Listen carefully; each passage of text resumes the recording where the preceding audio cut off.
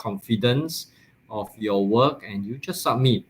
Okay, submit the work, and later on in the class, probably when you come back, I will show you the solution to assignment one, particularly for part B. Okay, so week 2 video, please watch. So week 3 has, if you see the screen here where I'm pointing with my cursor, there are 2 classes, part 1 and part 2 of the recording. So part 1 is on truss design, and part 2 is on purlin design. Now we will fly through this one very quickly today, but that means some of you might not be able to catch it so fast. So it's all right. You have these 2 video recording. I think the 2 video recording more informative, and you can learn it in your own timing, and you can stop and try. Okay, so I will go to this author. Okay, this author, if you go to learning materials, okay, you go to learning materials, in the introduction, okay, in the introduction, you've got, I've given you 13 things, 13 items. Okay, if you look down on number 7, okay, item number 7 and item number 8, they are the similar item, except that item number 8, it is extracted out for the important examples that we will use in class, and the page background is white color. Okay, page background is white color, whereas number 7 is the whole document for this student example. Okay, the background page is blue color. So I want you to download these 2, and item 8, I would like you to print out. Okay, I would want you to print out physically. Okay, print it out physically and bring it during class. Okay, so bring it during class. So that means I go through again those document that you need to have physical print out during class. Okay, during class, that means after you come back from Raya. That's item number 8. Okay, print out physical. And then item number 6 is a table of section properties. Item number 5, which is the 1-8 of the Eurocode 3, and item number 4, which is the 1-1 of the Eurocode 3. So item 4, 5, 6 is the Eurocode 3 that you have purchased. Okay, this one, if you have purchased, you do not need to worry. Okay, when you come back, it will be given to you. When you come back to the campus, it will be given to you, and I believe you all have paid for it, those of you who have ordered. Okay, now those of you who did not order, I would assume that you already have this document. Okay, and make sure that in physical class, okay, when you come back from Raya, every class that you come, we meet, bring this Eurocode 3. You must bring the Eurocode 3, okay, which means that includes 1-1, 1-8, together with the table of section properties and dimensions. So bring this, okay? All right. Any questions so far regarding this, what I've explained this morning? Doctor, the printed one that you want is table section. Item number 5, number 6, number 8. 4, 5, 6. 4, 5, 6, you don't have to print, because if you have you got the EC, you don't need it.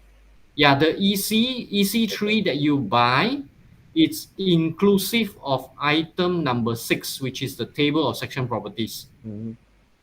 So tak payah cetak. Okay, tak payah cetak. The one that you have ordered and paid for is this. Okay, So should so we print out the item number 8? yes, item number 8 you have to print out yourself. Okay. Okay, item number 8, print it out yourself. All right. Okay, so we move on now. Move on. Okay, we come to this one. So this this morning, okay, 2 hours. We've now less than 2 hours, so 11 to 1. What I want to achieve is to throw to you learning outcomes of designing truss and designing purlins. Okay, designing truss and purlin. Well, what you could see here is the truss. So you can see on top here is the truss. So very quickly, I'll just mark to you, that's the truss. Okay, that's the truss.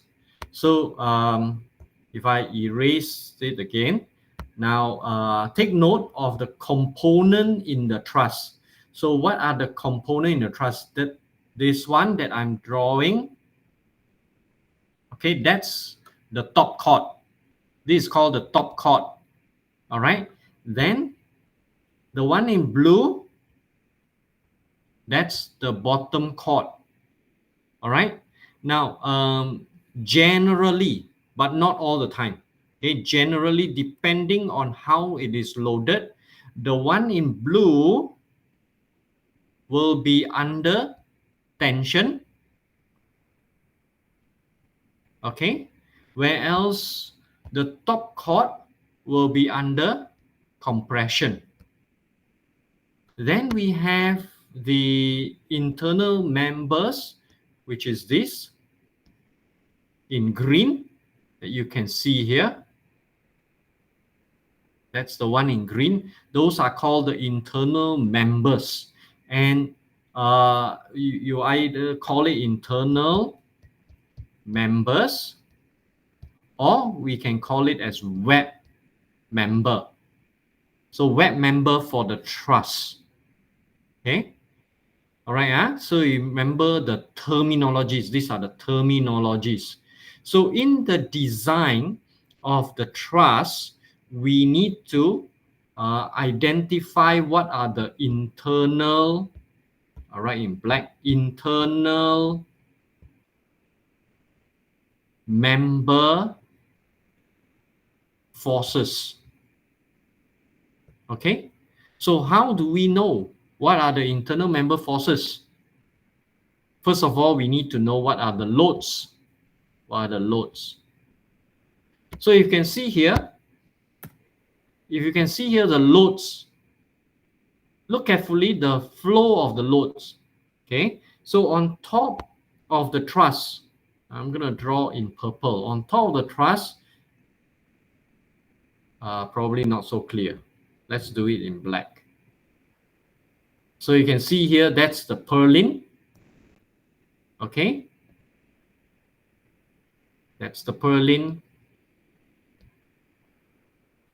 And this purlin, I draw it in a C shape. So this is a lip channel. Okay, it's a lip channel. It's a C shape. You can see here, there is the purlin. So where's the purlin? That's the purlin. You can see the purlin.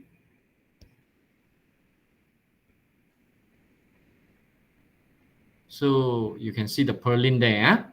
Okay, what sits on top of the purlin? So what sits on top of the purlin? There's a layer. So you can see here these ones, all this. Yeah. Okay, that's the roofing material. That's the roof cladding. Okay, roof cladding. So what is this? Is macam baju lah. Okay, all right. We put on the shirt, a layer on top. So this roof cladding is made out of metal. Metal. So this is a metal deck. Okay. So if you look around, even in the house that you are living in today, okay, you ask, what is the roofing material? Generally, you can find there is there's this clay tile or concrete tiles, which are the heavier ones. Okay, and then you've got the metal deck. So all this um, roofing material brings load. So, but you can see here in this roofing, there is no ceiling. There's no ceiling. It's all totally exposed, and there's no insulation. So, a roofing material, a roofing system includes the not only the metal deck, which is the roof cladding, not only the purlins, but it can also include insulation layers, and it will also include any any services, okay, like air conductings, pipings, sprinkler pipings, and also the ceiling. All these are tied to the roof truss. So having this, we can then say that there's a UDL load. Okay, there's a UDL load on the roof truss. So this UDL load needs to be converted. Okay, it needs to be converted into become point loads. They become point loads on the on what? On the knot of the truss. So on the knot of the truss, see the knot of the truss. So there's the knot of the truss. Knot of the truss means the joint. Do you follow? Okay. Now, how does actually the load gets transferred from the metal deck to the truss? How? Can someone answer? Going through what? Going to the purlin. Yes, you're right, Arif. Is that Arif? Yeah, it's me. Going through the purlin. But you can see here, so the purlin is the one that I drew in black color. So this is the one. You see the purlin here? That's the black color. Now the purlin does not necessarily sit on the knot. Okay, does not necessarily sit on the knot. But when we do structural analysis, we simplify it. We simplify it to become the yellow arrow. Okay, such that the loads goes to the joint. So the joint, where are the joints? The The joint, that's yellow the one. joint. Yeah, that's the yellow one. That's the joint. These are the So the joints. replacement, we just assume it there. Yeah, we have to assume it there for simplification. Okay. In order to simplify, these are the nodals, the knots. Okay, so you learn in structural analysis. Remember, you learn in structural analysis, in order to get the internal member force, this is the internal member force, you first need to transfer the loads. You see, the load is in like this. Okay, notice that I drew that UDL, it's on a slope. Okay, the UDL is on a slope, and this UDL is the building material. That's the GK, is the permanent load. Okay, and this UDL needs to be converted to become point loads. Point loads in P kilonewton.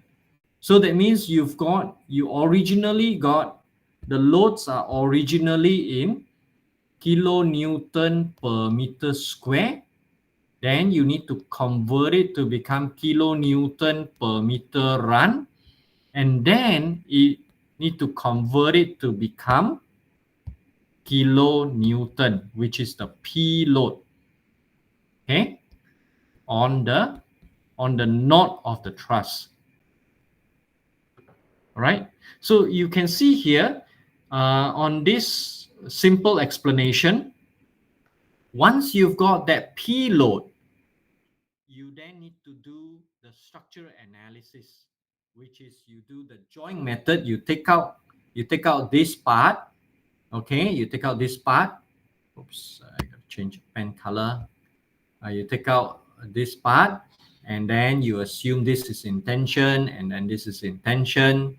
So then you give the name first. So this is A, B, okay, and down here is C. So F A B and F A C, okay, and this is from this node, whatever load that comes down. Okay, so you need to know how to do your joint method or any other method that you are familiar with, which you have learned in structure analysis, in order to find the internal member forces. There are two category of internal member forces, one in tension and another one in compression. Generally, the one in tension, we put it in sign convention positive, and the one in compression, we put it in sign convention negative. So all these are the things that you have learned in structure analysis, which now you need to bring it into design class for the real application. Okay, all right. Now, in you notice here, there's only GK. What is missing?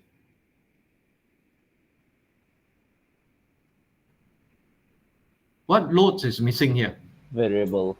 QK. Variable loads. Okay, QK. So take note that the GK is on a slope. The GK is on a slope But Doctor, simply we because, also consider another one as wind uplift, right? yes, that one not yet. Wait, all right. So this is GK is on a slope. Okay, it's on a slope simply because the roofing is on a slope. Okay, and then we've got another one that is, we call it QK. So we've got a QK. It's getting a lot messy. So that's the QK. Probably I should draw it. Oops. Draw it in black. Okay. So that's the QK. So QK, you notice that I draw it now flat. QK. Okay. QK is flat down. This is, so on flat down, we call it on plan. GK, we call it on slope. All right. So this one you need to know. Generally, you need to know. Okay. So we move on. So these are Doctor, the, yeah. how do you consider the variable load, right? Mm-hmm. On a roof. I mean, live load. Yeah. There's no How, one. there's Nobody sits nothing. up there. Yeah, nobody is up there. So Yes, how do you you are right. consider the You are right. Okay. There are two types of roofing by category. One, we call it the accessible roof, and the other one, we call it the non-accessible. So this one is the non-accessible. Nobody in his right mind wants to sit in up there. Correct? yeah Yeah. So the only time that you need to be up there is for what reason? replacing? Yes, for maintenance, for replacing, to tampal if there is a lobang or if there's something to change up there. So that is for maintenance purposes. Or So that's the consideration for the variable load to be there. yes, this QK is only to account for the reason when you need to do a maintenance. Okay?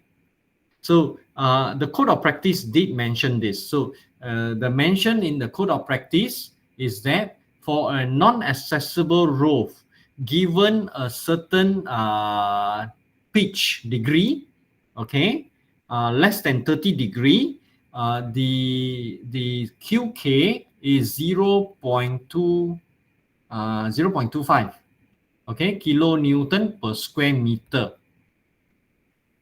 Okay, so which means here, it is not all the time there. It's only when there is a need to be up there. Okay. Now there is another category of roofing. We call it the accessible roof. This is the non-accessible. You can see here this roofing system definitely is not for people to go up there. But there are roofs that are for accessible, that you have a staircase. They are deep roof, and there is a staircase for you to go up and to be up there for some reason. Okay, so accessible roof, the code of practice mentioned that it gotta follow the normal QK based on its function. Okay, that means if its function is 3 kPa, then you just put 3 kPa. You design it for 3 kPa, 3 kilonewton per square meter of QK, or 1.5, depending on what is the function requirement. Okay, so does that answer you, Arif? Yeah, doctor. Okay, good. So we move on. Huh? So you're going to see some pictures here, different roofing. Okay, so you can see here, basically, take a look. Okay, take a look. How do we connect the truss to the column? Okay, truss to the column. This one sits on the side. And how is the orientation of the column? You can see here, this column is an I section. Okay, I section column. Do you put the truss? Okay, if this is the I section, do you put the truss? Sorry, I draw it the other way around. See, this way. Again, this one should be flat. Okay, so do you put the truss onto this is the column here?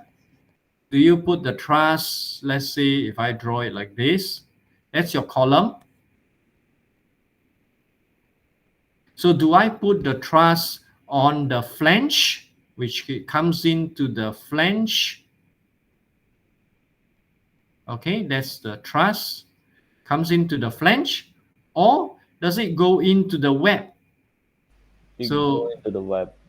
that one you have to observe. That's why I ask you to go around, take pictures, so that you know what is, I won't say the right and the wrong, Yeah. but what is the common practice. Because if it is normal, the norm, okay, is a common practice to put into the flange, it doesn't mean you put into the web, it is wrong. No, it's just that you are doing it not the normal way. Okay, all right. So this is another example of pictures that you can see. And then here, okay, so what is this? This is a roof plan. So when you see a plan, okay, when you see a drawing, you ask yourself, is this an archi or is this a structural?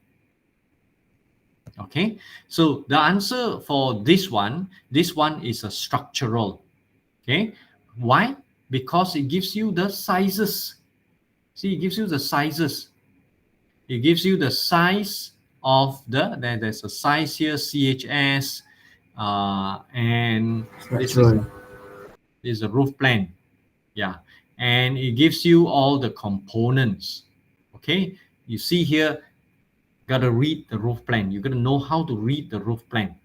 Okay, so look for the column first. So look at the grid lines. Okay, look at the grid lines, and then see the dimension. Look at the dimension. And after you look at the dimension and the grid lines, then you look at where are the columns? What is the grid like? The column. So the column, that's the column, that's the column. Then here, there's another column. In the middle here, any column? Is there any column in the middle? No. No column. Okay, there's no column. All right, then that means column to column, what is the spacing? You can see here 6, 6, 6. So there is an 18 meter. There's an 18 meter. All right, it's an 18 meter span, column to column. Okay, and then this column to this column, what is the spacing? Look, there's another column, there's another column, there's another column, there's another column. It is a 6 meter. Okay, now we got something. All right, we've got something. Column to column, spacing 6 meter. One frame, column to column, one whole frame, span 18 meter. What else is inside here? You see here RT, that says the roof truss. Okay, there's a roof truss there. And then what else is there? There is this, look at the lines, look at the dimension lines, look at the labeling lines. Okay, what is this? This is a purlin, wrong spelling. Okay, there's a purlin there, and the roof truss. So then, is there any cross section? Because we need to see cross sections. This is a roof plan, so it's important to read cross sections. So we're going to look for the cross section. So there's a detail here. There's a detailing. So there's a detailing. Okay, so we move on. That's the cross section. So that's what, there's one column to another column, and it is 6, 6, 6. Study the grid line. Okay, and you look back, you look at this cross section, and then you look back the floor plan. Where is grid line 1, 2, 3? Oh, it's here. 1, 2, 3, and then 4. That's here. 1, 2, 3, 4. Okay, and then look, how high is the column? What's the column size? That's the column size. How high is the column? 6.2 meter. That's the column size. What is the column? It's a UB. You see? So not necessarily you must use UC for a column. You can also use UB for a column. Okay, and then you look at the truss. Okay, so that's the truss. Back here, this is the truss. That's the truss. What's the shape of the truss? That's the shape of the truss. So what is the what's the gradient or the slope or the pitch of the truss? That's the pitch of the truss, 15 degree. Okay, so what forms the truss? What forms the truss? That's the bottom chord. Then that's the top chord. Then that's the internal members, or we call it the web members of the truss. Then on top, there's the purlin. What makes the purlin? That's the lip channel. Lip channel makes the purlin. And what's the spacing of the purlin? 1.2 meter, center to center. Okay. Then we're going to read the notes. There's the note. The note says all top and bottom chords are to be rectangular hollow section. So definitely this is a structural drawing. So there are details. So you see all the details. Now then look for the details in the drawing, in the structural drawings. So we'll come back to this later. Okay, so this is another cross section. So where is this cross section? So this cross section, there are two cross sections. So let me see. This is RT1. So this is RT1. So we'll look for RT1. So here is RT. So where is RT1? Let's look for RT1. That's RT1. Okay, there's RT1 there. So look at RT1. So RT1 has got, there's a mezzanine floor. Oh yeah, there looks like there's a mezzanine floor here. See, it's just like your project. Something like your project. There's a floor level. See, there's a floor level on top here. Then there is a column. There's a stiffener column. So stiffener column does not carry the truss. It's just to brace the wall. Okay, so the truss is spanned from end to end. So which means the truss is spanned 18 meter. Okay, So when you see a plan, you gotta read it carefully, look at all the details, and understand what it is telling you. Then you've got the details. Take careful look. Now, this is the truss. The truss is joined to the, look at how this column is drawn. This column is a UB. Okay? This column is a UB section. So UB, when we draw it like this. On the side,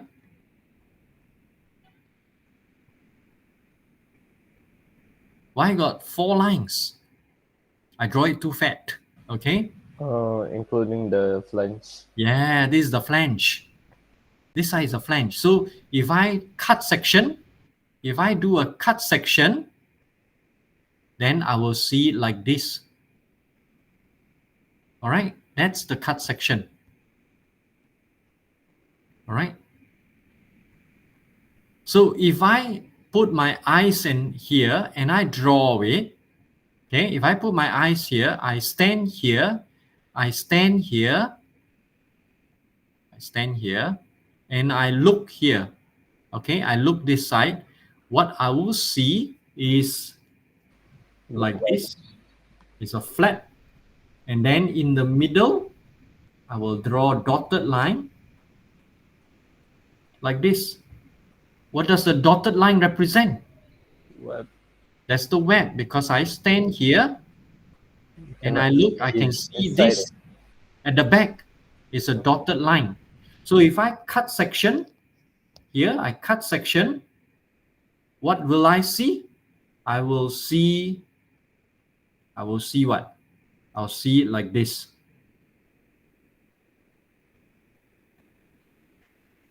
Okay? You see the orientation now. Okay? So take a look. Now this truss stops here. The truss doesn't go through. It stops here, connect to the flange. Bolted. And bolted. So what is the detail there? That's the detail here. That's this one. Okay? How many bolts? You've got 1, 2, 3, 4. 4 times 2. 2 rows. 8. 8 bolts. Okay? We're going to learn how to design for bolts. Okay? So what is the name of the bolt? It's a grade 4.6 black bolt. Okay? MS Betul. black bolt. 16 diameter. So Betul. this is M16. Okay? Betul. May I know? May I ask the question Yeah, about the UB? UB. Why we use the UB, not UC? Okay. All right.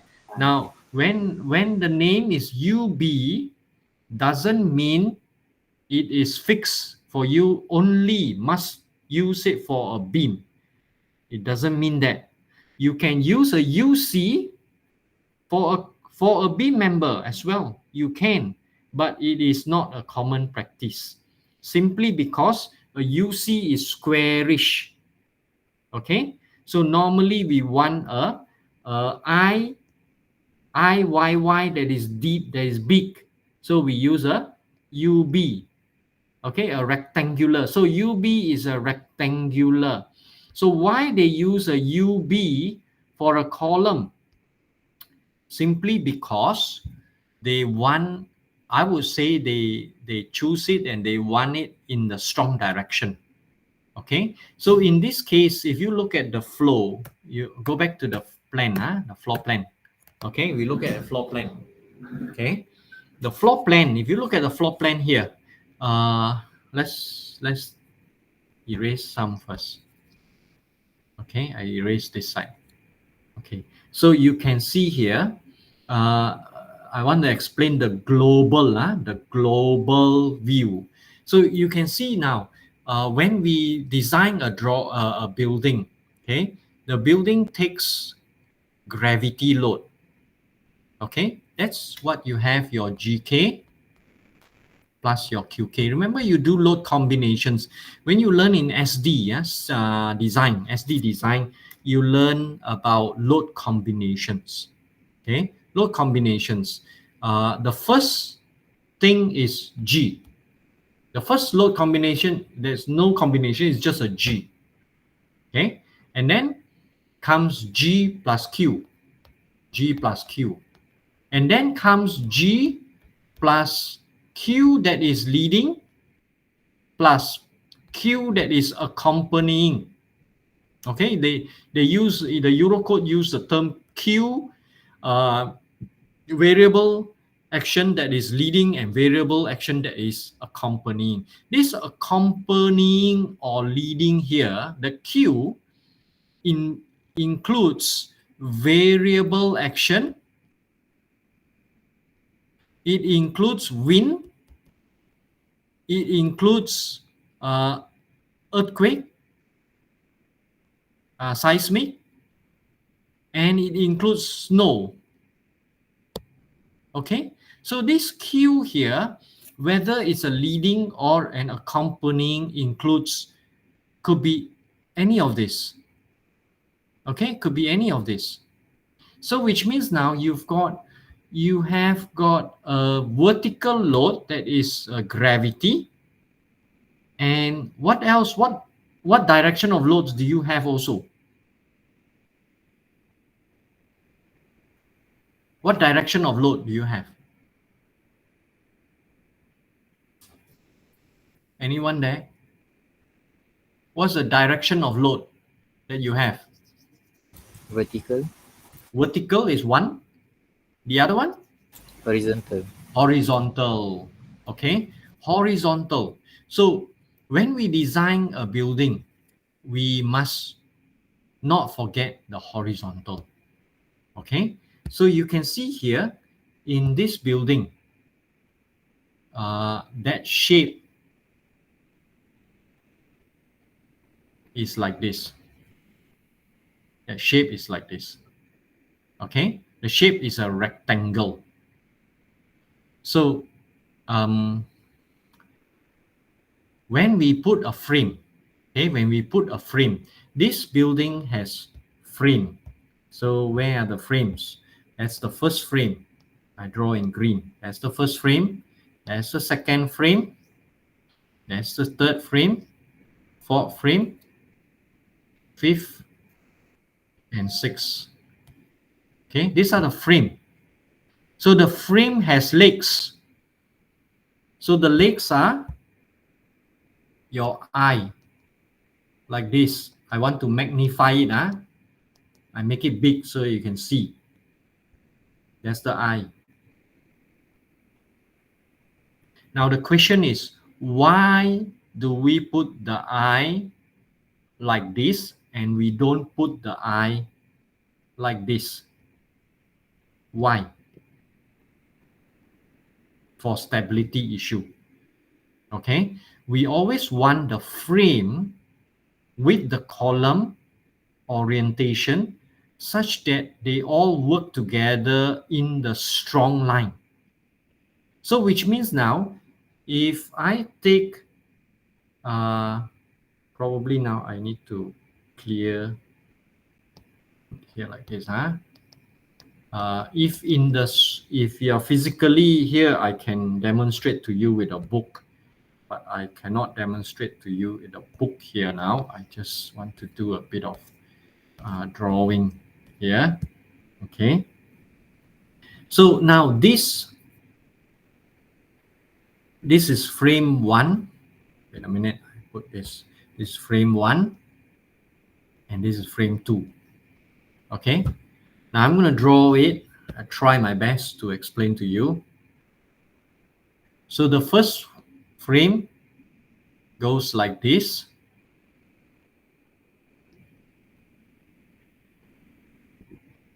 And like this.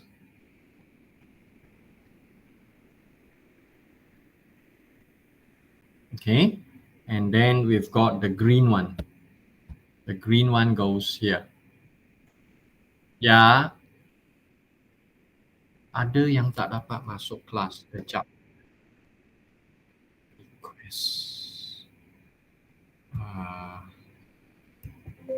If I discard this, finish.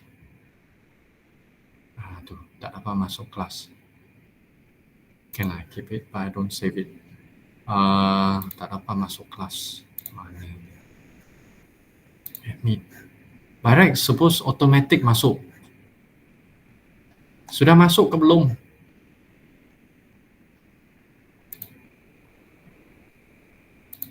Okay, so you look at this.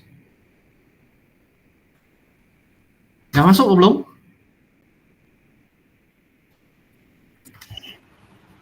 Okay, welcome. So if you look at this one, now you see the lake, this lake, you see this lake?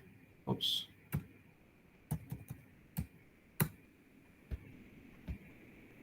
You see this lake here, okay? It's spread out wide. Okay, it's wide. So if I put this as an I, if this is an I, which is a UB, that means this is big. Okay, this is big. Okay, so right now, if I push it, so if I take a load, horizontal load,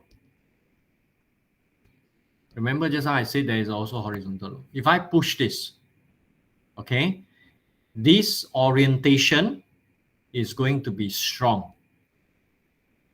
in this direction, in the horizontal direction, compared to if I put my column frame like number 2. If I put my column frame like number 2, I will put it like how? I will put it like this.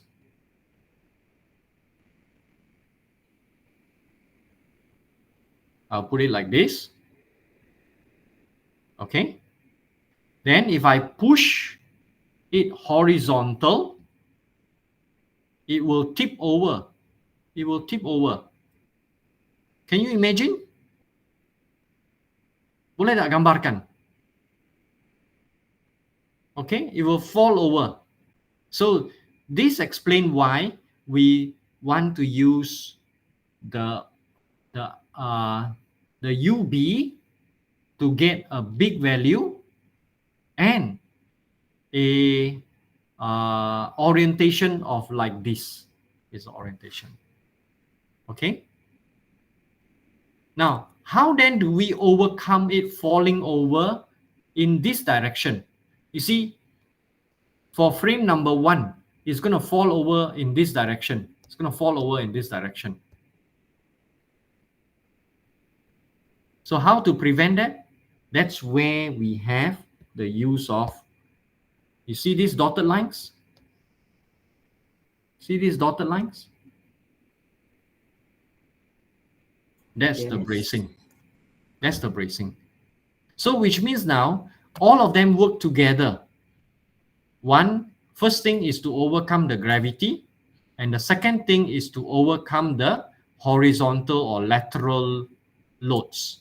The lateral loads comes by setting up the frame such that it's in a strong direction within the frame, in plane, dalam sata of the frame, and then out of plane we use the bracing member. Okay, all right, so we move on. Okay, so take a look at all these connections. Okay, how it is detailing. So this is what is expected for you, the kind of output required for your project. Okay, the kind of output required for your project. Take careful look. Okay, so this is the example. Okay, now see the purlin, that's the purlin. That's the purlin there. Okay, and the purlin has a sag rod. You see this sag rod? This sag rod provides, if you look at this purlin, okay, it is in this shape. It is in this shape.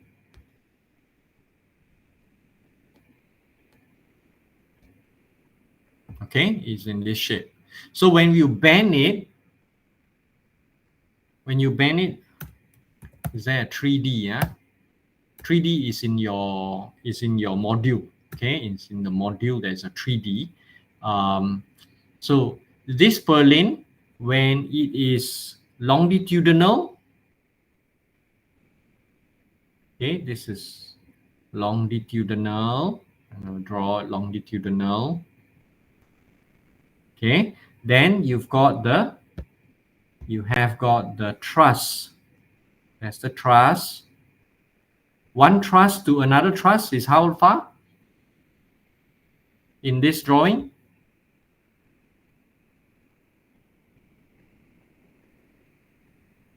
Do you all know? Didn't notice. One truss to another truss. 6 meters. So you look here, this is 6 meters apart. 6 meters. So which means the purlin, rentang purlin, is spanned 6 meters. Okay, the purlin is spanned 6 meters, center to center. Okay, so in this, the purlin bend like this. Okay, then you also have out of plane. So you also have out of plane. So if I draw the purlin, 3 dimension,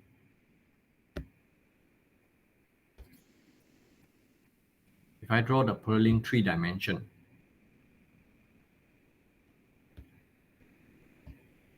so the purlin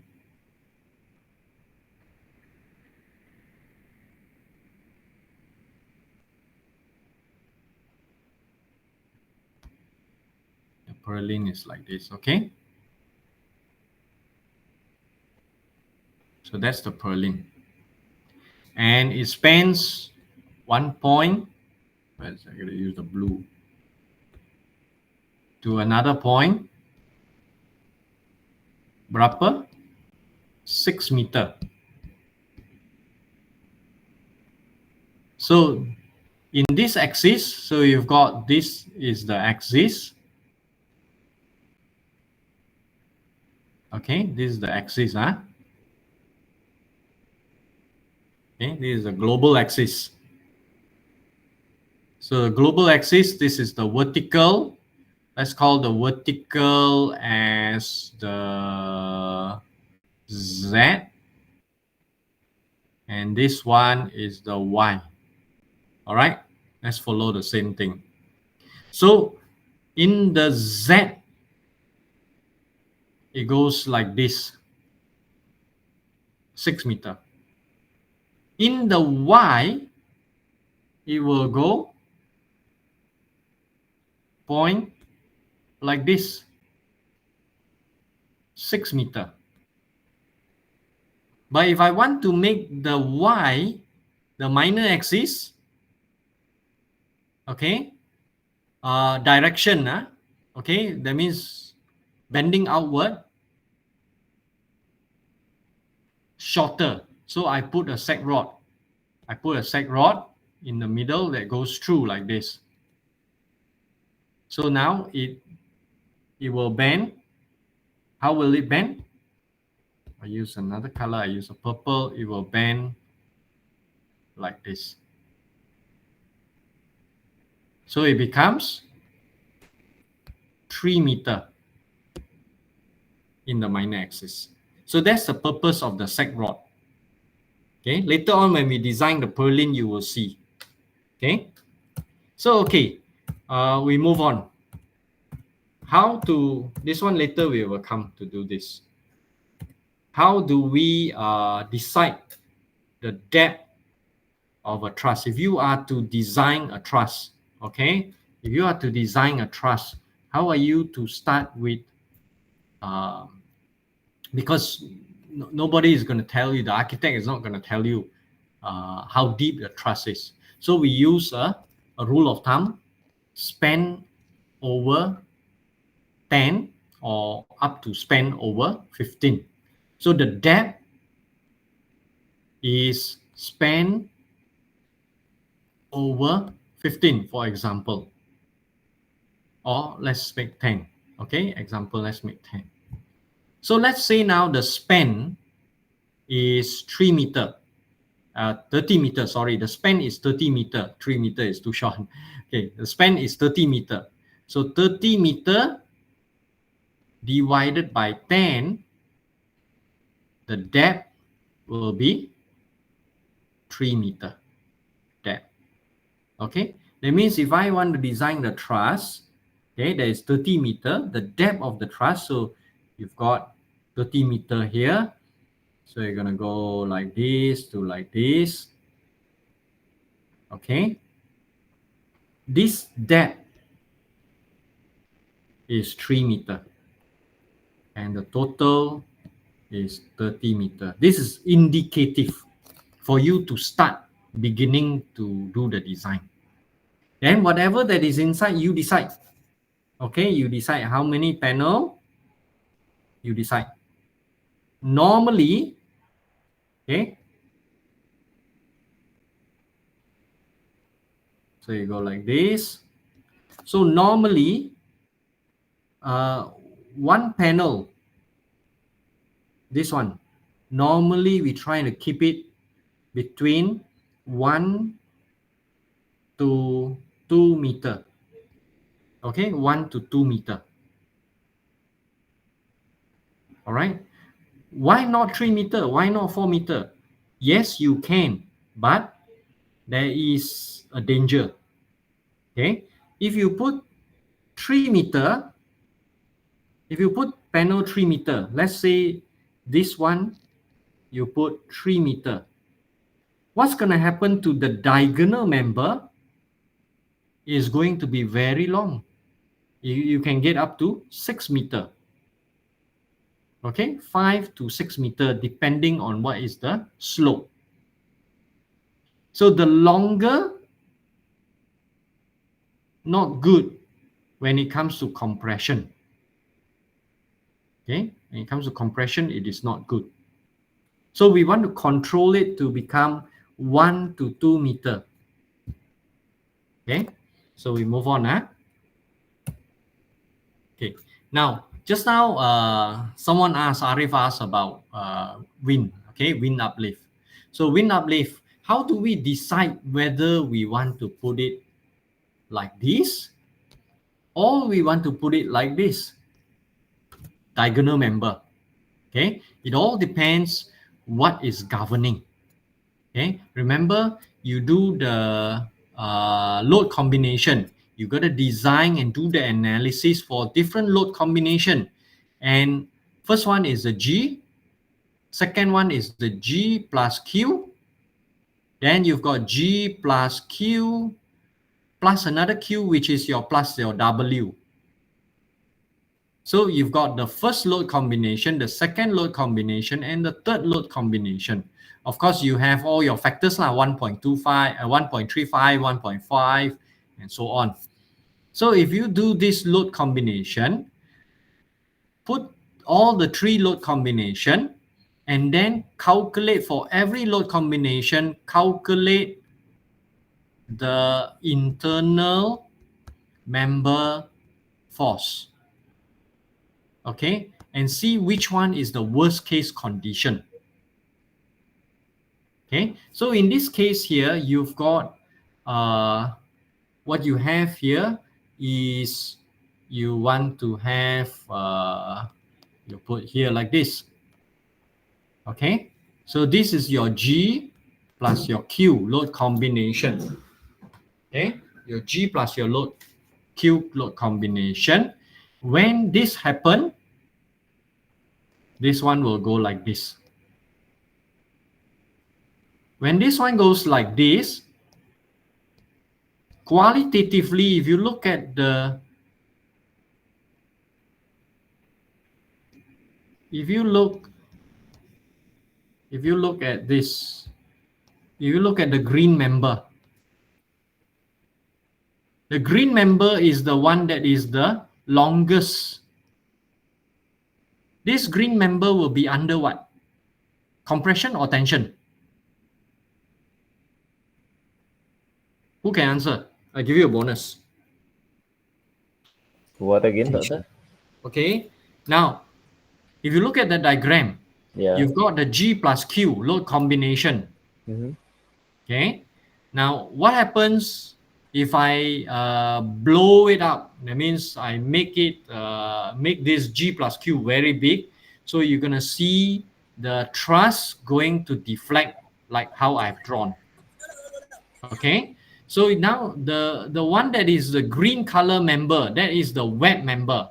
The wet member is the longest member in the truss configuration. What stress is this green member going through? Compression. Corporation. Torsion. I mean tension. Tension. Hmm. Who is that? Arif. Arif. Okay. Your answer is correct. Okay. Eh, It's not eh, compression. It is in tension. If you look here, it is being stretched. Stretch. Yeah. It's being stretched. Okay. It's trying to pull back. It's trying to pull back. All right. It's trying to pull back. So this is in tension. So that is why we want to put this member in this where gravity governs. We want to put the wet member in this orientation. We put the member in this orientation such that it is in tension. It is in tension. We remember I said to you, steel is very strong in tension and very poor in compression. So we don't want to have compression. We try to avoid compression as much as possible, minimize it. So if you put in this where gravity govern, if you go and put the your internal member force, you put it in this direction. You put it in this direction. Sorry, you put it in this direction.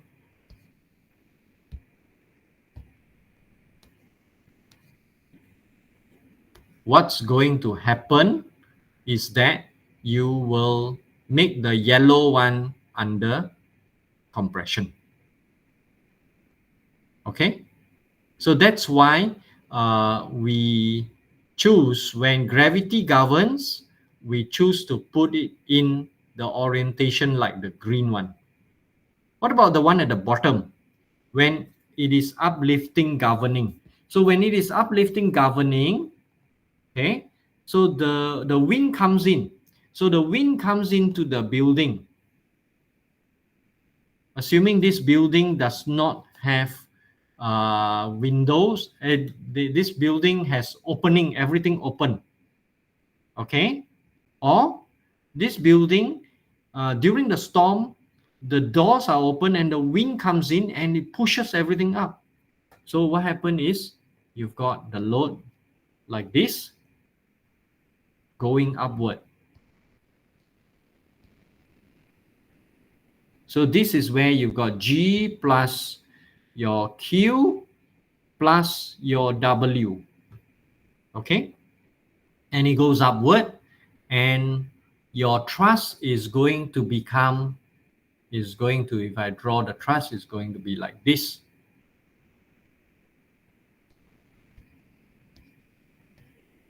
Therefore, we want to put also the wet member in this direction. But now it's the opposite direction. Same like that of the yellow. So that the green one now at the bottom drawing is in tension. Okay, so this is how we make decision of what is the better way to put the wet member, which orientation. Okay, so now in my in your CQI number 2, okay, there is a work which involves wind load. Okay, it involves wind load. Wind load is something that you have learned before, MS 1553. Okay, you need to look back.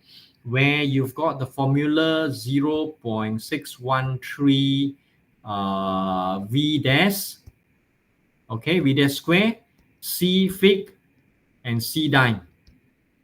Okay, what is this equal? It is equal to pressure, wind pressure. Okay, wind pressure, and the unit is Newton per meter square. Okay, this is a wind pressure. Okay, so you're going to use this. You're going to find what is the V dash. V dash is the wind velocity design. Okay, design wind speed. Design wind speed. Okay, so you're going to look back, open back to your books in the past and learn it again and do the design. Okay, so okay, where do we get the loads? Okay, the loads values. This is UBBL, Uniform Building by Law. Okay, you can read here, imposed load, how much, and so on. Here you are, imposed load, 0.25, just how I mentioned, isn't it? 0.25. Okay, and so on. So this one you gotta read yourself, all right? And this is the one MS. This is in Eurocode 1.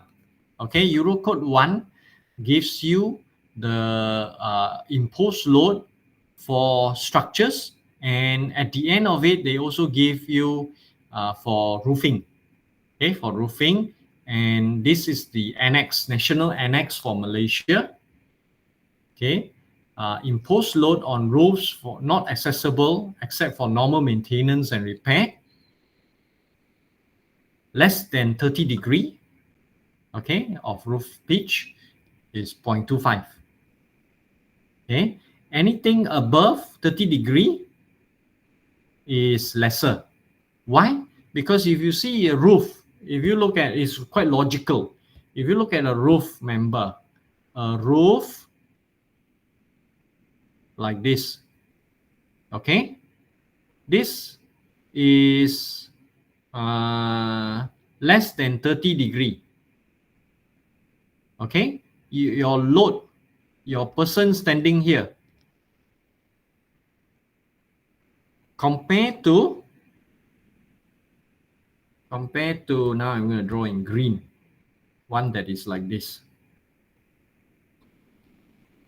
Okay, and this one is, say, now it is less than 60 degree.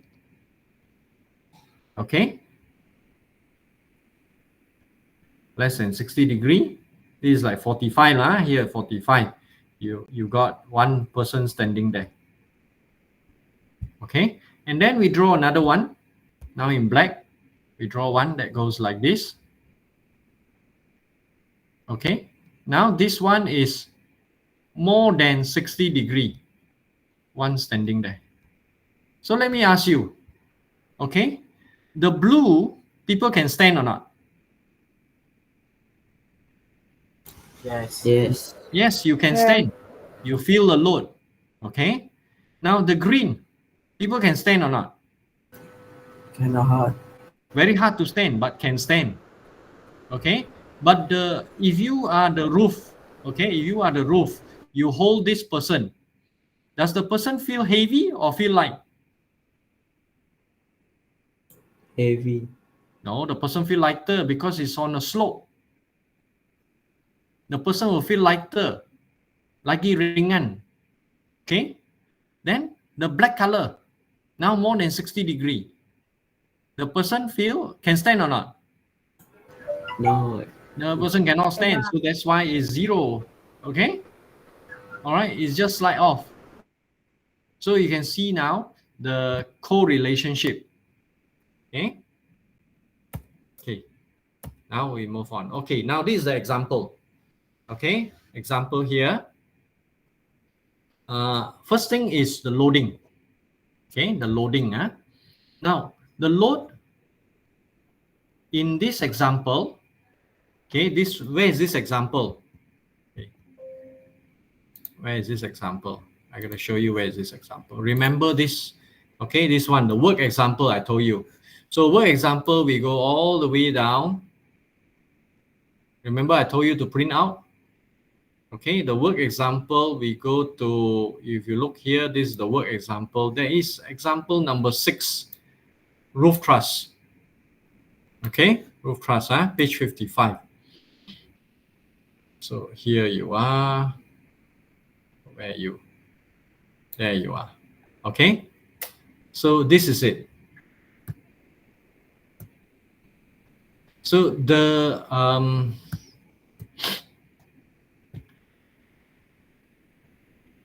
in order for you to solve this, because it's a continuation example, so you gotta look here. This is the truss. The truss is 15 degree. Okay, and the loadings are here. Self weight on roof 0.75, self weight on of services 0.15, and then variable imposed. Why this variable imposed is higher 0.6? Because this one includes, this is in a Masale country, okay, that includes the snow. All right, so it's a 0.6 here. All right, so you're gonna go up. You're gonna see this. We need to see this. There's the first part. Okay, the first part here. Okay, the first part here, you can see the frame. That's the frame. That's the truss. Okay, one frame to another frame. You see column to column. One frame to another frame. What is the spacing?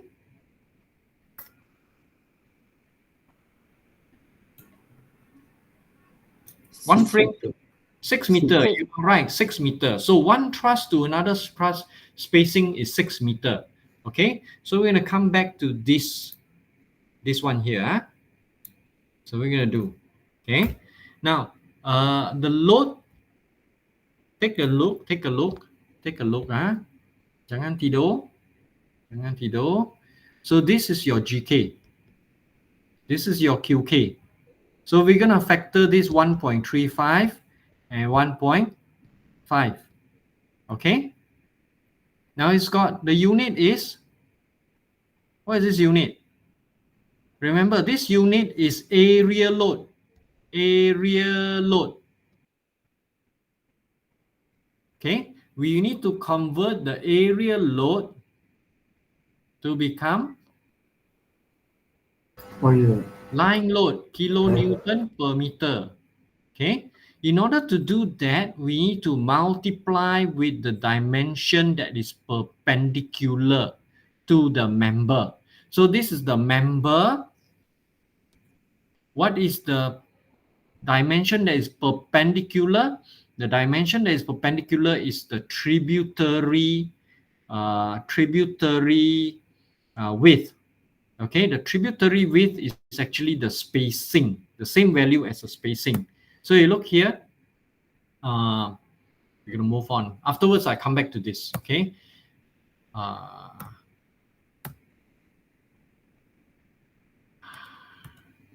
Okay, here, 6 meter, okay? Times by 6 meter, that's the tributary width. What do I mean? You see here, if I draw this, after I explain how to get 1.7, okay? So you've got one column and another column, that's your truss, and then another column, and that's the truss, and then you've got another column. I just draw this as an example, indicative. So one column to another column, 6 meter, and here also 6 meter. So which means now the load that goes onto one truss comes here and comes here. So what is this? This is 3 meter and this is 3 meter. So the green one is what we call the tributary. This is your 6 meter. This is what we call the tributary width. Okay, that's the tributary width. All right, it's just the same like your one-way slab. Okay, it's a tributary width. and the dimension is 90 degree to the member. The member is here, 90 degree. So 90 degree. 90 degree. So that's where we get your 6 meter.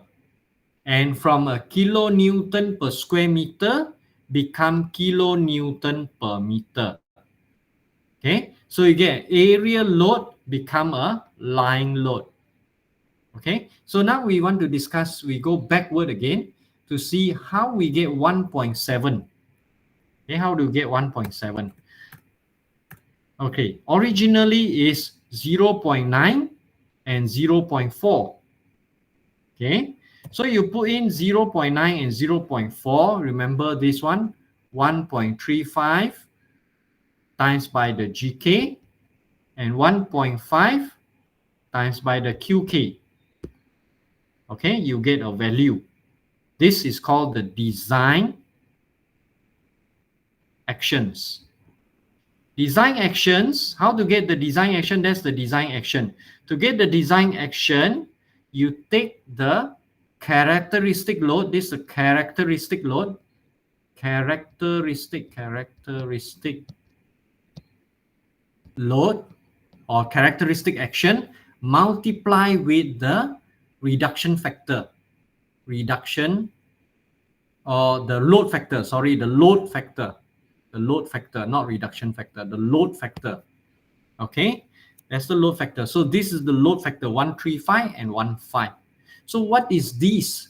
What is this green one here? 0.85. Okay, if you go back to Eurocode 0, okay, Eurocode 0 gives you, there are several equations. Okay, there are several equations in Eurocode 0 that that recommends this factor. Okay, that recommends this factor. In one of the equation, they this is the equation, one of the equation, 610b. Okay, recommend to use a reduction factor. This reduction factor 0.85. Okay, we do not normally use this reduction factor. However, in this work example, this student work example that is given, they use 0.85 reduction factor.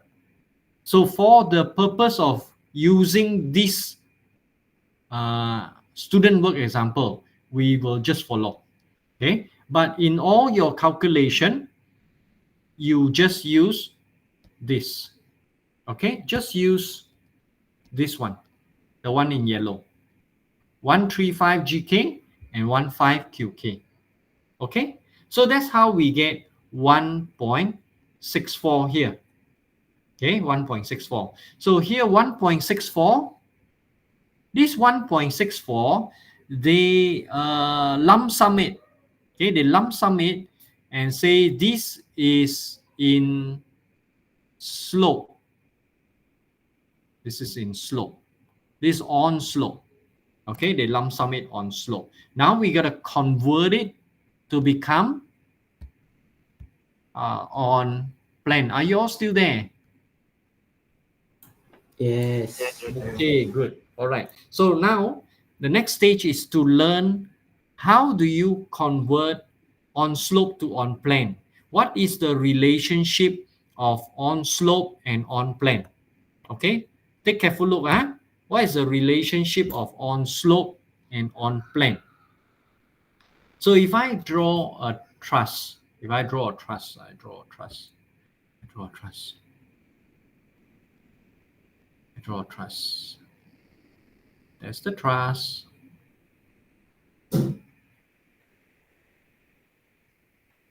Okay,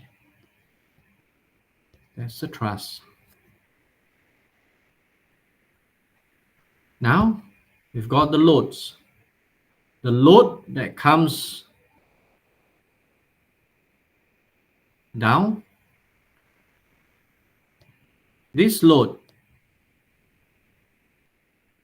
is on plane. Okay, this load is on plane.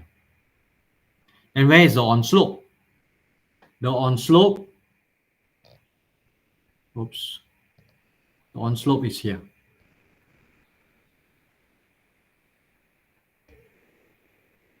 You follow? That's the on slope. Then we have a line here. Okay? Do you see this triangle now? Do you see this triangle? Yes, doctor. Yes, you see this triangle. So what is the pitch? What's the degree? That's the degree. This degree and this degree is the same. So that's the degree. So which means now you can see here, this on plan is actually the hypotenuse of the triangle. Whereas the on slope is actually the adjacent, bersebelahan. So here now we get a relationship. We get a relationship of, we get what relationship? The relationship that we get is this. Cos theta is adjacent divided by hypo. Correct? You agree? Hello? Yeah, doctor, we agree. Okay. So then, what is adjacent? Adjacent is on slope. What is hypo? Hypo is on plane. So here now you get a relationship between on slope and on plane versus the cos theta. So therefore now, if you look at this diagram that is on top, you see the same thing. Okay, you see the same thing. So the on slope is 1.64, okay, given as an area load. And then we have to convert it to become on plane. So converting it to become on plane, this is how we do. Okay, and therefore the on plane is 1.7. 1.7. The one in blue, 1.7. So take a look at the number. Take a look at the value. 1.64 is on slope. That same load that is sitting on slope is 1.64. When it becomes on plane, it turned out to be larger or lesser?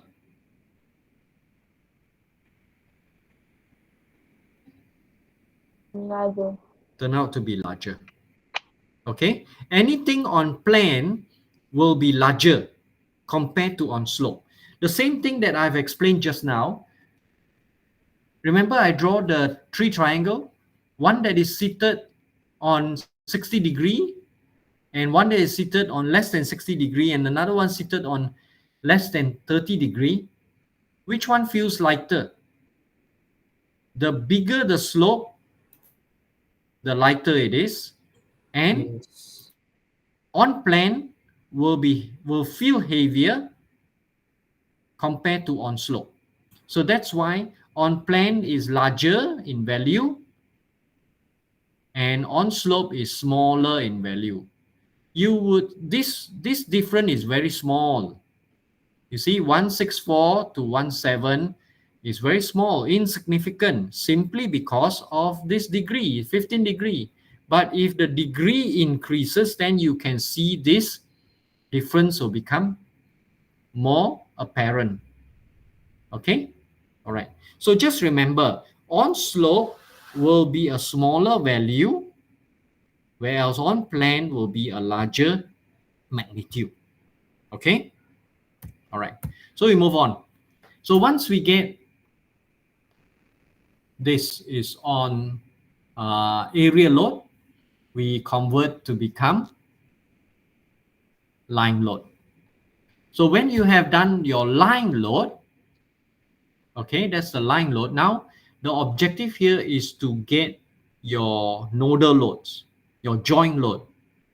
So to convert it from line load to become nodal load, we multiply with the span. This is the span. Okay, we multiply with the span. What is the span of the truss? In this example, is 14 meter. So we multiply with the span, 10.2 kilonewton for every meter. We multiply with the span. So therefore, the total amount of load on the truss is 142.8 kilonewton. And now we have to distribute this to every knot. So now you have to count how many bay are there, how many rooms are there. So there's one, there's 2, there's 3, and there's 4. Okay, that's how we get 4.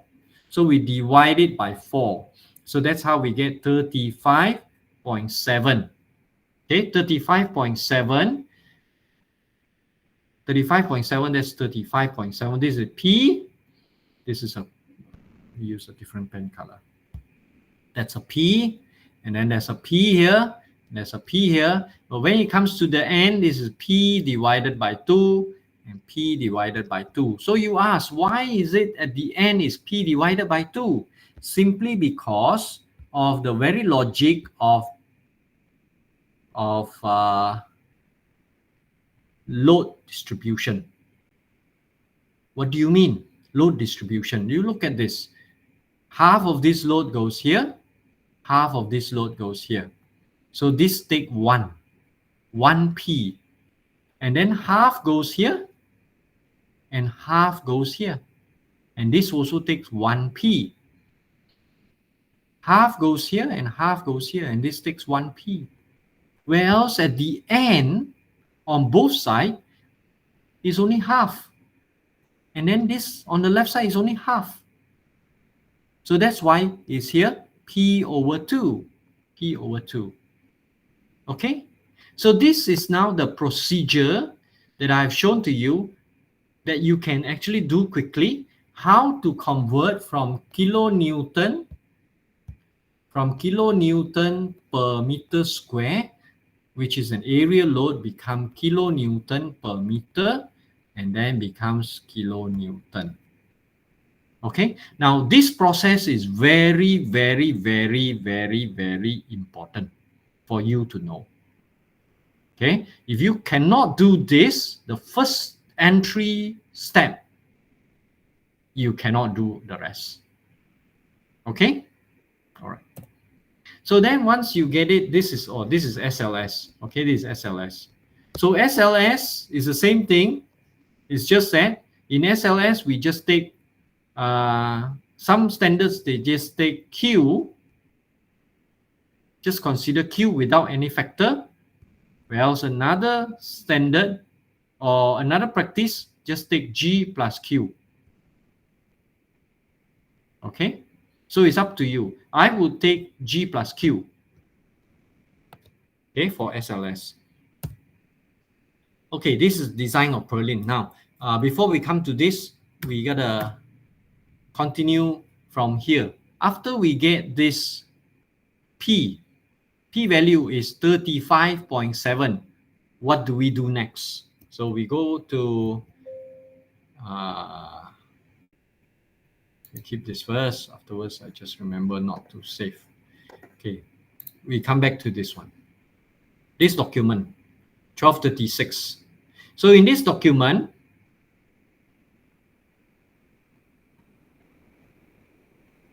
here you are.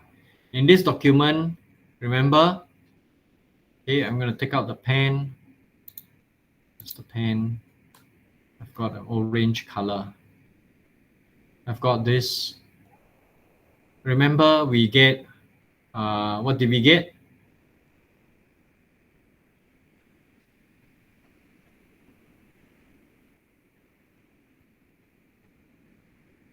Hold a minute. I just want to see where we are.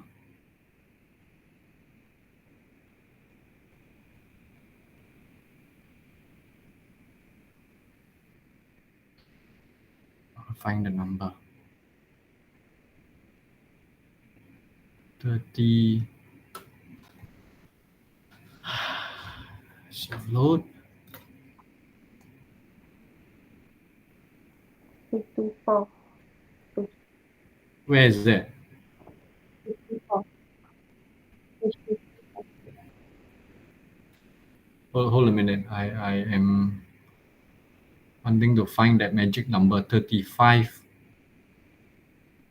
or 0.6.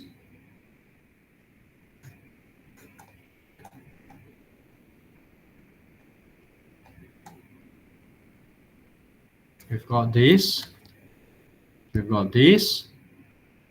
And then, oh, I think I know why I opened the wrong thing. This is 0.925. Wait, I opened the wrong document. This, no, sorry, I gotta open the right document. The right document is this.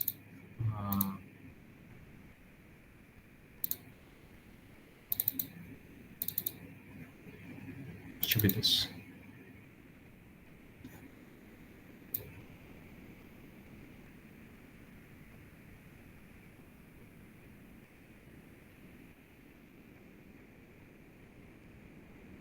Oh, we wasted some time there. Oh, where's the truss?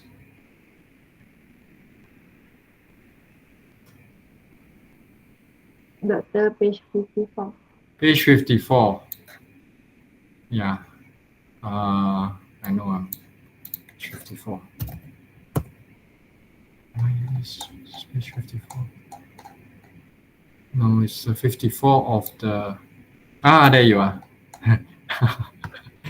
Okay. All right, for me. Here we are. So you got this one, and then we've got here 164, and there you are. That's the magic number. That's the magic number. 35.7. Okay, 35.7, 35.6. That's the P load. Okay, so doing that P load, okay, you need to do the join method and to find what is the maximum compression member. So the maximum compression member is found to be minus, which is minus is compression 207. Okay, 207. So you only take the maximum compression, which is at the bottom chord. Sorry, at the top chord. Okay, top chord at the bottom. Top chord means is here. Is this one. If I come back, so it's this one. This one is 207. Okay, in compression. Okay, and the maximum tension is this. Okay, maximum tension is that. So now we're gonna check. How do we check the maximum? We only need to check the maximum. Okay, the idea is we need to find what is the size. Find the size. Find the size. Size of what? Size of the top chord, size of the bottom chord. Normally, we use the same size for top chord and same size for bottom chord. But bottom chord is in tension and top chord is in compression. So we need to settle the compression first. Then after that, we use a smaller size for the web members. The web members, we're going to find another size. So the web members is a mixture of compression and tension. So we then need to check both of the maximum. Okay, so let's see how do we check the compression member. So the compression member is here. This is 207, AB and GH. So what is AB and GH? AB and GH is, this is AB, AB is this one, and GH is this one. That's your GH. Okay. So how do we decide the size? You see this size just dropped from heaven. See this size? Square hollow section. So how do we decide the size? So the way to decide the size is using the basic physics formula. Stress equals P over A. Okay? Stress equals to P over A. So the stress can be then converted because we want to find the size. So we convert it to become strength. So we call it the Fy equal the N divided by the A. We change the notation to the notation that is used in the Eurocode. So which means now we want to find, what do we want to find? We want to find the geometry. We want to find the size. So rearranging this, we have then A equal N over Fy. N over Fy. What is the N? N is the demand. See, NED, that's the demand. So this is 207 kilonewton. Divide, what is the Fy? That is the strength. So what is the strength of the steel that we want to use? The one that the A is here, 355. So the strength here is 355. What is the unit? Newton per mm square. Now, can you divide it straight away? No. Cannot. One is chicken, one is duck. Chicken and duck cannot put together. They'll fight. Okay, so you need to convert the duck become the chicken. So to convert the duck become chicken is this is the duck, that's the duck. So it becomes 207 times by 10 power 3. So now it's become chicken now. So it's all N, all talking the same language. Okay, then you can find what is the area. So you found the area here. This area, you need to increase it. Why need to increase? Because there's the issue of slenderness. There's the issue of slenderness. Remember in the class, I did mention to you about slenderness. Okay, so we increase by how many times? Normally, it depends on how is the length. So in this case, we can increase it by 2 times, or we increase it by 2.5 times. Okay, then we can find the size. So you get the area required. This is the area required. What's the area required? Then we find the area provided. The area provided is reflected in the size that we choose. The size that we choose. So we decide want to find SHS. So we go to the table of section properties dimension. Look under area, that which is fulfill that area required, that is up to times 2 times or times 2.5 times. Then we get this size. Okay, we use this size. Then we test this size. Okay, we test this size. So we do the section classification. The first thing is do the section classification. We want it to become class 1. Okay, class 1. So we do class 1. So remember, I said to you, this C over T tak payah kira. Go and straight away find the C over T for this 100 by 100 by 5. Is it 5 thickness? Yeah, by 5 thickness SHS. Okay, then you get this 17. So we get it. So at least class 3. So when it is a square hollow section, okay, this square hollow section, we can use from a 1 to 3 lah, class 1 to 3. So so then next one, we check the compression resistance. So compression resistance, where do we get this formula? This formula, where do we get that formula? Now you turn to your Eurocode. Okay, you turn to your Eurocode. Everyone turn to your Eurocode. In the soft copy, because you don't have the hard copy yet. Okay, in the soft copy, you go to page 49. Okay, equation 610. So in equation 610, this is the equation 610. The Eurocode, they give you a formula, inequality. Okay, the formula is N equals to A times by Fy divided by gamma M. Okay, gamma MO. So N equals to A times by Fy. It's the same thing. You remember this one? It's the same thing as this one. We rearrange this. N equal A times by Fy. And now we divide it by gamma MO. What is gamma MO? Is a partial safety factor of material. And steel is so stable that the partial safety factor for material is 1.0. No change. Okay, no change. So we've got this.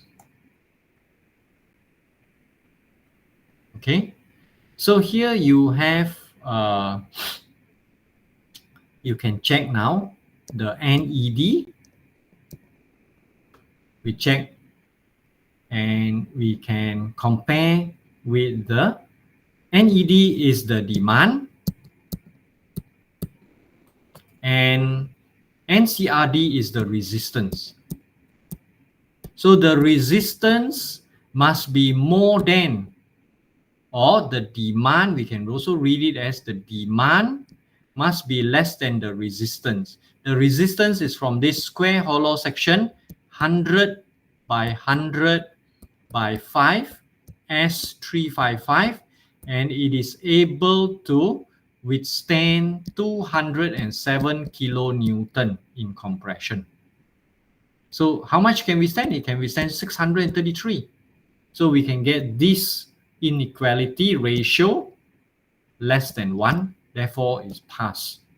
But this is only for the compression resistance without considering the effect of the length. So what is the length? In reality, there is a length. There is a length. What is the length? You see this? From this point,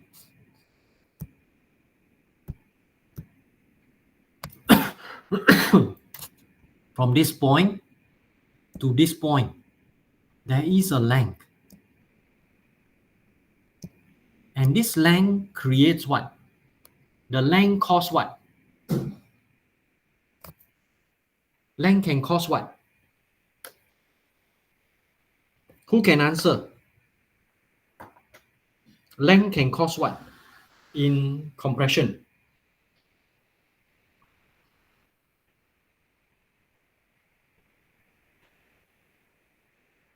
Nobody.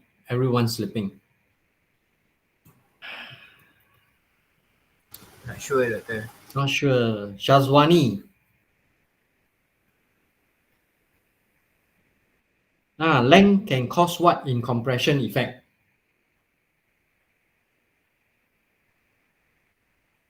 But I think Yeah. length Length? doesn't affect much in compression. Buckling, is it? Yes. Okay. Arif. Yeah. Oh, fantastic lah you. Okay. Yes. Length can cause buckling in compression. Okay. So that's why I say the longer, the worse buckling. We want to reduce the length. Okay. But this length is unavoidable. It has to be there. Okay. So what is this length? So we see here what is the length. We can do some theorem Pythagoras. We can calculate the length. And that length was calculated to be 3.623 meter. Okay, that's the length. All right. So make sure your theorem Pythagoras, your geometry, your maths, your physics, everything gotta be brush up. Okay, you can beroskan sikit. Okay. So then we're gonna check now for buckling effect. So where is this formula? You see this formula? This formula is found in this equation. Okay, you gotta open up to your table of not table, your Eurocode. Okay, Eurocode 1-1, equation 650. We're gonna find lambda bar z. Okay, lambda bar z. This is a non-dimensional slenderness ratio in the minor axis. Okay, we take the worst case condition, minor axis. So here we've got the length, and then this little I is the radius of gyration, and the lambda 1 is this formula. Lambda 1 is this formula, or we can take lambda 1 as, there is another formula which is 93.9 epsilon, if I'm not wrong. 93.9 epsilon. That is another formula. So you get all this is in the Euro code. Okay, yeah, correct. 93.9 epsilon. Okay, so what is your epsilon? Your epsilon is 235 divided by Fy square root. That's your epsilon. Okay, which you would have seen in your table 5.2. Okay, so we can find your lambda bar, we call it lambda bar, is 1.23. Okay, 1.23. Okay, so where are we going? Okay, where are we going? We want to find a reduction factor for buckling. So reduction factor for buckling, we call it the chi value. This one, chi value. So this chi value is found in equation 649. Okay, equation 649 is a scary formula, but you have to use it. So there is this thing called the phi. It's like a tang long. It's a phi factor. So the phi factor has a formula as well. All these formulas are given. Don't go and memorize. You go crazy. Okay. So these formulas, now we have to find this formula. In order to find this formula, there's this thing called alpha. Alpha. To find alpha, we have to use what? To find alpha, we have to use, oh dear. Okay, it is in table 6.1. This is in table 6.1 of the Eurocode 3 1-1, and for square hollow section. So we find alpha is 0.21, and substituting everything inside, we find it the chi value, okay, in the minor axis is 0.52. So what do we mean? 0.52 is a reduction factor. That means reduced by 48%. Reduced by 48%. So there is a reduction of the resistance. Okay, what is the earlier resistance? The earlier resistance, remember, is 633. This is the earlier resistance. So we need to reduce it by a factor of 0.52. So we take this, we take NBRD, the remaining resistance in the buckling becomes 0.52 times by 633. Okay, so this one, you see here, this one work out to be 633. And here will work out to be 345 kilonewton. So there is a reduction. Now the length of 3.6 meter has caused a reduction of 48%. Which means we multiply with a factor of 0.52 and we get the remaining resisting is 345. So can we still use that square hollow section? How much do we need to overcome? 207 kilonewton. Siapa menang? Should be suffice. Yes, still can, satisfactory, suffice. All right, so you can use it. Okay, so here you are.